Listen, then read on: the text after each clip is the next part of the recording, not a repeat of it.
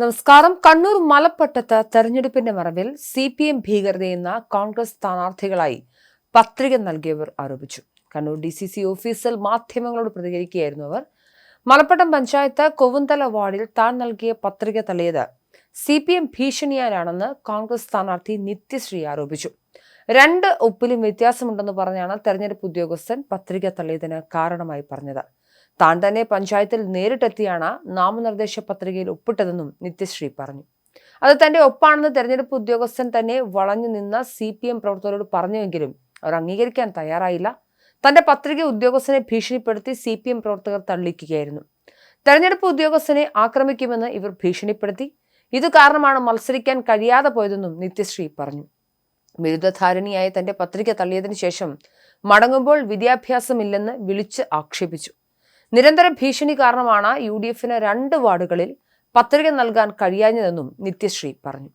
CPM സംസ്ഥാന secretary MV Govindan മാസ്റ്ററുടെയും ഭാര്യ PK ശ്യാമളയുടെയും നേതൃത്വത്തിലാണ് ആന്തൂരിൽ തെരഞ്ഞെടുപ്പ് അട്ടിമറിക്കാൻ പിന്തുണ നൽകുന്നതെന്ന് യൂത്ത് കോൺഗ്രസ് നേതാവ് VP അബ്ദുൾ റഷീദും പറഞ്ഞു. ജനാധിപത്യത്തെ അട്ടിമറിക്കുകയാണ് തങ്ങൾക്ക് സ്വാധീനമുള്ള പ്രദേശങ്ങളിൽ CPM ചെയ്യുന്നതെന്നും അബ്ദുൾ റഷീദ് ആരോപിച്ചു.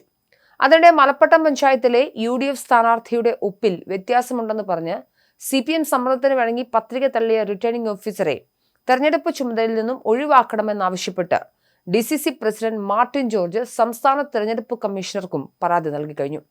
മലപ്പട്ടം പഞ്ചായത്ത് 12ാം വാർഡിലെ UDF സ്ഥാനാർത്ഥി നിത്യശ്രീയുടെ പത്രിക തള്ളിയ സംഭവത്തിലാണ് പരാതി. റിട്ടേണിംഗ് ഓഫീസർക്ക് മുന്നിൽ ഹാജരായി ഒപ്പ് തന്റെ തന്നെയാണെന്ന് വ്യക്തമാക്കിയിട്ടും CPMകാരുടെ സമ്മർദ്ദത്തിന് വഴങ്ങി പത്രിക തള്ളുകയാണുണ്ടായത്. യഥാർത്ഥത്തിൽ റിട്ടേണിംഗ് ഓഫീസറുടെ ഒപ്പിലാണ് വ്യത്യാസമുള്ളത്. രാഷ്ട്രീയ സമ്മർദ്ദത്തിന് വഴങ്ങി തെരഞ്ഞെടുപ്പ് പ്രക്രിയയെ അട്ടിമറിക്കാൻ കൂട്ടുനിൽക്കുന്ന ഉദ്യോഗസ്ഥനെ തെരഞ്ഞെടുപ്പ് ചുമതലയിൽ തുടരാൻ അനുവദിക്കുന്നത് വോട്ടെടുപ്പ് പ്രക്രിയയുടെ സുതാര്യതയ്ക്ക് നിരക്കുന്നതല്ലെന്നും പരാതിയിൽ ചൂണ്ടിക്കാട്ടി. റിട്ടേണിംഗ് ഓഫീസറുടെ ഒപ്പുകളിലെ വ്യത്യാസം പ്രകടമാക്കുന്ന തെളിവുകൾ സഹിതമാണ് പരാതി നൽകിയത്. അതേസമയം സംസ്ഥാനത്ത് നാമനിർദ്ദേശ പത്രികകളുടെ സൂക്ഷ്മ പരിശോധന പൂർത്തിയായപ്പോൾ കണ്ണൂരിൽ വോട്ടിടും മുൻപ് ഇടതുപക്ഷം മേൽക്കൈ നേടി. 9 LDFന് എതിരാളികളില്ല. മലപ്പട്ടം ഗ്രാമപഞ്ചായത്തിൽ 2 സ്ഥാനാർത്ഥികൾക്കെതിരില്ല. 12ാം വാർഡിലെ ഇടത് സ്ഥാനാർത്ഥിയായ ഷിഗിനയ്ക്കെതിരായ UDF സ്ഥാനാർത്ഥിയുടെ പത്രിക തള്ളി. പഞ്ചായത്തിലെ മറ്റ് 2 വാർഡുകളിലെ ഇടത് സ്ഥാനാർത്ഥികൾക്കും എതിരില്ലായിരുന്നു. കണ്ണപുരം പഞ്ചായത്തിൽ 10ാം വാർഡിലെ ഇടത് സ്ഥാനാർത്ഥി പ്രേമ സുരേന്ദ്രന്റെയും 3ാം വാർഡിലെ ഇടത് സ്ഥാനാർത്ഥി KV സജിനയുടെയും എതിരാളികളുടെ പത്രികകൾ തള്ളി. ഇവിടെ 2 ഇടങ്ങളിലും ഇടതിന് എതിരാളികളില്ല. ആന്തൂർ നഗരസഭയിലെ 2 വാർഡുകളിൽ ഇടത് സ്ഥാനാർത്ഥികൾക്കെതിരെ ആരും പത്രിക നൽകിയില്ല.